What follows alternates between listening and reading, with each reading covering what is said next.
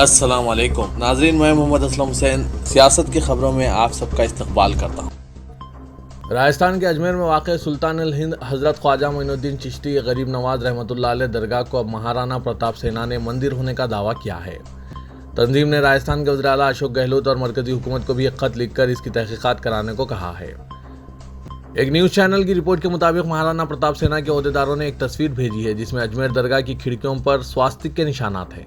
सेना के बानी राजवर्धन सिंह परमार दावा कर रहे हैं कि अजमेर की हजरत ख्वाजा गरीब नवाज की दरगाह शिव मंदिर थी जिसे दरगाह में तब्दील कर दिया गया। राजवर्धन सिंह परमार का दावा है कि दरगाह में स्वास्तिक का क्या काम है, हुकूमत को जांच करनी चाहिए। महाराणा प्रताप सेना ने राजस्थान हुकूमत, गवर्नर, मरकजी हुकूमत को खत लिखा है। सेना सरबराह परमार ने कहा, अगर एक हफ्ते में तहकीकात नहीं हुई तो वो मरकजी वज़रा से मुलाकात करेंगे। ताजमहल के अहाते में वाक़ शाही मस्जिद में नमाज अदा करने पर 4 अफराद को गिरफ्तार कर लिया गया। पुलिस ने बताया कि इन 4 अफराद के खिलाफ ताज़ीरात हिंद की दफ़ा 153 के तहत मुकदमा दर्ज किया गया, जिसका ताल्लुक फसाद पैदा करने के इरादे से इश्तियाल अंगेजी से है। Vikas Kumar, superintendent of police Agra ने बताया कि 4 सयाहों को गुज़िश्ता रोज़ ताजमहल के अहाते में नमाज अदा करने पर गिरफ्तार किया गया। इनमें से 3 का ताल्लुक हैदराबाद से है और 1 का आजमगढ़ से। इन्हें अदालत में पेश किया गया। आर्कियोलॉजिकल सर्वे ऑफ इंडिया के अहदेदार राजकुमार पटेल ने बताया कि सुप्रीम कोर्ट का एक हुक्म है जिसके तहत जुम्मे के सिवा दूसरे दिनों में ताजमहल के अहाते में नमाज अदा करना ममनू है। उन्होंने कहा कि जुम्मे को भी सिर्फ ताजगंज मोहल्ले के मुकामी शहरियों को दोपहर 12 और 2 बजे के दरमियान नमाज अदा करने की इजाज़त दी जाती है। इस मोहल्ले में तारीखी इमारत वाक़ है। गुज़िश्ता रोज़ शाम तकरीबन 5 बजे शाही मस्जिद में 4 अफराद नमाज अदा करते हुए पाए गए। आर्कियोलॉजिकल सर्वे ऑफ इंडिया और CISF के अहदेदारों ने इन्हें पकड़ लिया और मुकामी पुलिस के हवाले कर दिया। मथुरा की एक अदालत में नया मुकदमा दायर किया गया है और मथुरा की शाही ईदगाह मस्जिद में अजान के लिए लाउड स्पीकर के इस्तेमाल पर पाबंदी लगाने का मुतालबा किया गया। दरख्वास्त में कहा गया है कि ईदगाह में अजान के लिए लाउड स्पीकर के इस्तेमाल से दरख्वास्त गुजार के दस्तूरी हुकूक की खिलाफ वर्जी हो रही है, जो एक सनातन हिंदू है। यहाँ यह तस्करा भेजाना होगा कि मथुरा की शाही ईदगाह कृष्णा जन्मभूमि से मुत्तसिल है, जिसे हिंदू देवता कृष्णा का जन्म स्थान माना जाता है। दरख्वास्त में यह भी इस्तेदलाल किया गया है कि शाही ईदगाह दरअसल केशव देव मंदिर का हिस्सा है और इसीलिए वहां अजान ही दी जानी चाहिए। ऑल इंडिया हिंदू महासभा के कौमी खाजिन दिनेश कौशिक ने यह दरख्वास्त दाखिल की है, जिन्होंने क़ब्ल मथुरा की मुकामी अदालत में दरख्वास्त दाखिल करते हुए शाही ईदगाह मस्जिद के अंदर जल अभिषेक रसूम की इजाज़त तलब की थी। इबादतगाहों से मुतालिक कानून प्लेसेस ऑफ वर्शिप एक्ट 1991 की बाज़ दफ़ात के दस्तूरी जवाज़ को चैलेंज करते हुए सुप्रीम कोर्ट में एक और दरख्वास्त दाखिल की गई, जिसमें कहा गया है कि यह कानून सेक्युलरिज्म के उसूलों के बगैर है। वाराणसी के साकिन रोड़ा विक्रम सिंह की जानिब से दाखिल करदा दरख्वास्त के जरिए प्लेसेस ऑफ वर्शिप एक्ट की दफ़ा 2, 3 और 4 के दस्तूरी जवाज़ को चैलेंज किया गया। विक्रम की दरख्वास्त के मुताबिक इन दफ़ात से दफ़ा 14, 15, 21, 25, 26 और 29 के अलावा सेक्युलरिज्म के उसूलों और कानून की हुक्मरानी के खिलाफ वर्जी होती है, जो दस्तूर के दिबाचा और बुनियादी ढांचे का अटूट हिस्सा है। रियासत कर्नाटक में हिजाब मसला एक मरतबा फिर नुमायां हो चुका है, जब बेंगलुरु यूनिवर्सिटी कॉलेज के तलबा के एक ग्रुप ने कैंपस में एहतजाज करते हुए इल्ज़ाम लगाया कि बाज़ मुस्लिम तालिबात हिजाब पहनकर जमातों में शिरकत कर रही है। एहतजाजी तलबा कॉलेज यूनिफॉर्म पहने हुए थे। उन्होंने इदा किया कि 44 तालिबात हिजाब पहनकर कॉलेज में आ रही है और इनमें से बाज़ हिजाब के साथ जमातों में भी शिरकत कर रही है। उन्होंने कॉलेज के प्रिंसिपल और अहदेदारों पर इल्ज़ाम लगाया कि वो अब तक इस मसले को हल करने में नाकाम रहे हैं, क्योंकि इन पर एक बाअसर मुकामी सियासी लीडर का दबाव है और तलबा के यूनियन लीडर ने इनके साथ गठजोड़ किया है। एक एहतजाजी तालिब इल्म ने कहा कि हम हाईकोर्ट के हुक्म पर अमलावरी का मुतालबा कर रहे हैं और कॉलेज अहदेदारों को याददाश्त पेश की। गुजरात हाईकोर्ट की जानिब से सूरत के गोपी तालाब इलाके में एक दीनी मदरसे को इन्हदामी कार्रवाई के लिए दी गई नोटिस के खिलाफ दरख्वास्त पर समाज से इनकार के बाद म्यूनसिपल कॉरपोरेशन ने मदरसे के माबाकी हिस्से को मुनहदिम कर दिया। मदरसे के इंतजामिया हाईकोर्ट में इदा किया था कि यह मदरसा ज़बानी अतिया करदा अराजी पर तामीर किया गया था। दूसरी तरफ म्यूनसिपल कॉरपोरेशन ने कहा था कि तवील अरसे कबल ये अराजी हासिल की गई और मालिकीन इसके लिए मुआवजा तलब कर रहे हैं, इसलिए मदरसे का ढांचा गैर मिजाज है। पुलिस की मदद से बल्दी अहदेदारों ने माबाकी ढांचे को मुनहदिम कर दिया। हाल ही में मदरसे की 2 मंजिलों को मुनहदिम किया गया था। वाराणसी में काशी विश्वनाथ मंदिर ज्ञानवापी मस्जिद तनाज़े के दरमियान अब एक हिंदू तंजीम ने कर्नाटक के बेंगलुरु में टीपू सुल्तान महल का मसला उठाया है। एक रिपोर्ट के मुताबिक हिंदू जनजागृति समिति ने इल्ज़ाम लगाया है कि टीपू सुल्तान महल मंदिर की ज़मीन पर कब्जा करके बनाया गया था। ज्ञानवापी मस्जिद और कुतुब मीनार मस्जिद के तनाज़े के दरमियान हिंदू जनजागृति समिति के तर्जुमान मोहन गौड़ा ने ज़मीन के सर्वे का मुतालबा किया। इंडिया टुडे की एक रिपोर्ट के मुताबिक उन्होंने कहा कि बहुत से लोगों ने बेंगलुरु में टीपू सुल्तान महल के बारे में बात की है। पहले ये ज़मीन कोटे वेंकटरा रमन स्वामी मंदिर की थी। टीपू सुल्तान के दौर में इस पर तजावीज़ात की गई थी। उन्होंने मजीद कहा कि कुछ लोगों के मुताबिक इस जगह पर वैद पढ़ाए जाते थे। वज़ीर-ए-आज़म नरेंद्र मोदी की क़यादत वाली मरकज़ी हुकूमत के 8 साल मुकम्मिल हो गए हैं। इस मौके पर जहां बीजेपी क़यादत जश्न मनाने की तैयारियों में मसरूफ़ है, वहीं कांग्रेस ने हुकूमत को सख्त तनक़ीद का निशाना बनाया है। बीजेपी के मरकज़ी वज़रा मुल्क भर में 140 से ज़्यादा पार्लिमानी हलकों का दौरा करेंगे और पार्टी कारकुनों और मुख्तलिफ फलाही स्कीमों से इस्तिफ़ादा करने वालों से बातचीत करेंगे। भारतीय जनता पार्टी के सदर JP नड्डा ने वज़रा के साथ मीटिंग की, जिसमें 30 में से 15 जून तक होने वाली तकरीबात और दौरों के मंसूबों को हतमी शक्ल देने पर तबादला ख्याल किया गया। वहीं कांग्रेस ने मरकज़ में नरेंद्र मोदी की क़यादत वाली हुकूमत के 8 साल मुकम्मिल होने पर रिपोर्ट कार्ड जारी करते हुए इसको शदीद तनक़ीद का निशाना बनाया। कांग्रेस के जनरल सेक्रेटरी अजय माकिन और कौमी तर्जुमान रणदीप सिंह सरजेवाला ने एक प्रेस कॉन्फ्रेंस मुनक़िद करके मरकज़ की बीजेपी हुकूमत को महंगाई, बेरोज़गारी, फ़िरक़ेवाराना फसादात, खस्ता हाल मईशत, मुल्क में सरहदों की खिलाफ वर्जी और किसानों की आमदनी में इजाफा न किए जाने पर घेरते हुए इस पर निशाना साधा। अजय माकिन और सरजेवाला ने प्रेस कॉन्फ्रेंस में बीजेपी के 8 साल 8 धोखे का नारा भी दिया। योगी हुकूमत के दूसरे दौर का पहला बजट पेश किया गया, जो रिकॉर्ड साज है।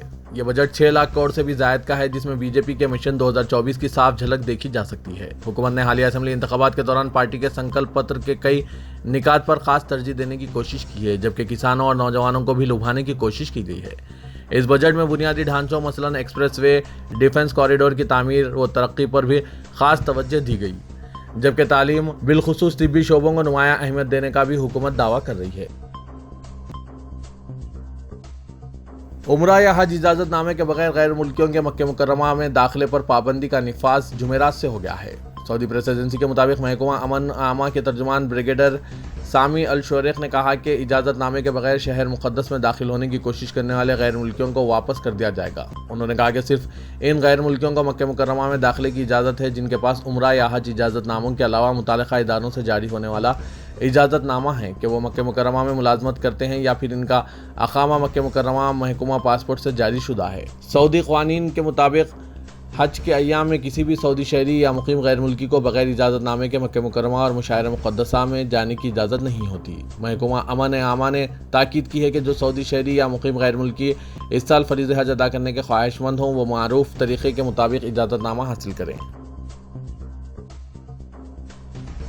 कनाडा की पब्लिक हेल्थ एजेंसी ने कनाडा में मंकी पॉक्स के 16 मामलों की तस्दीक की है। ये तमाम मामले सोबा क्यूबिक में दर्ज किए गए हैं।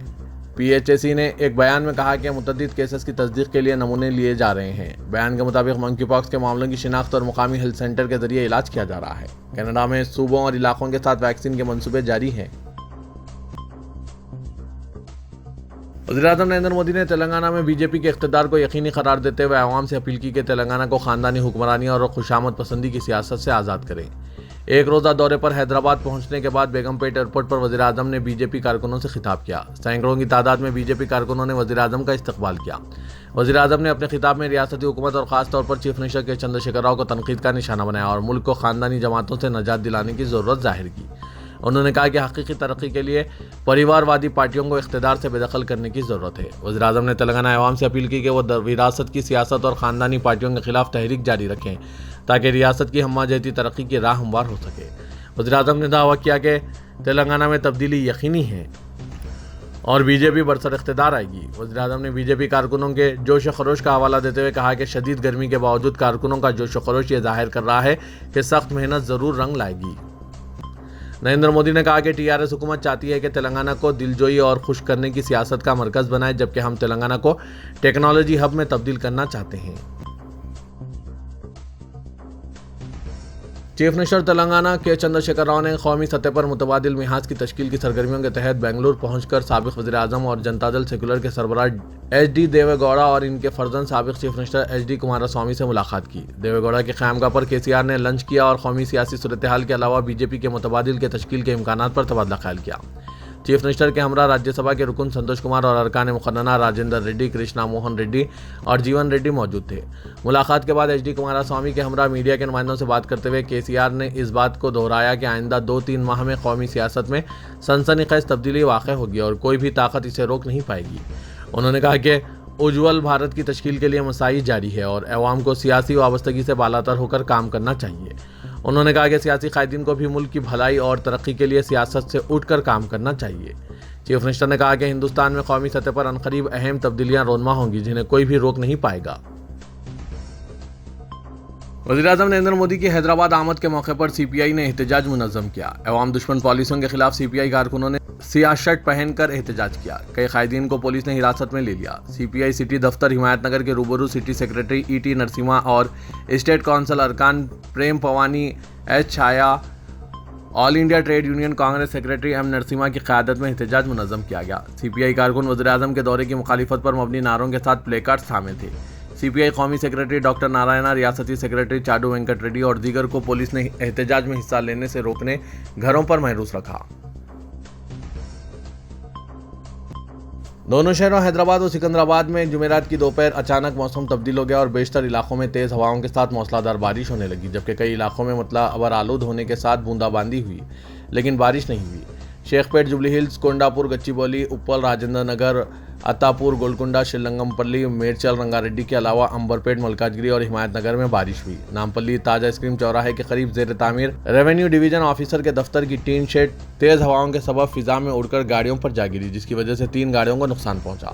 शहर के अतराफ इलाकों में मौसलाधार बारिश के सबब ट्रैफिक की आमदोरफ्त में खलल पैदा हुआ, क्योंकि चंद मिनटों की बारिश में शहर की कई सड़कें झील में तब्दील हो गई।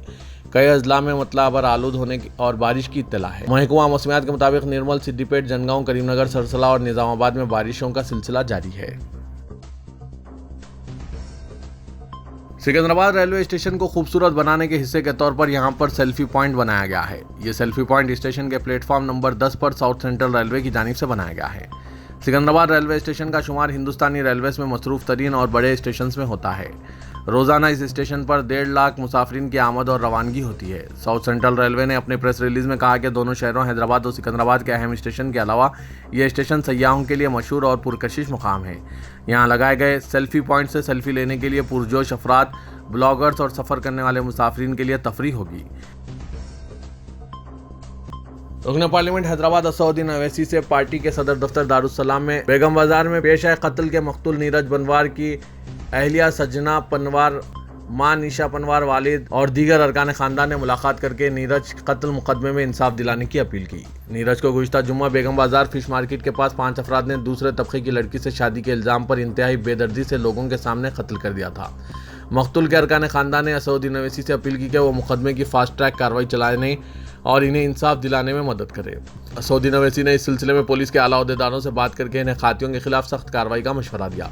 मकतूल की अहलिया सजना ने सहाफ़ियों को बताया कि इन्हें इंसाफ चाहिए क्योंकि इनके शौहर को सरेआम मौत के घाट उतार दिया गया। कातिलों को फांसी की सज़ा मिलनी चाहिए, इन्हें सज़ा मिलने तक जमानत नहीं दी जानी चाहिए।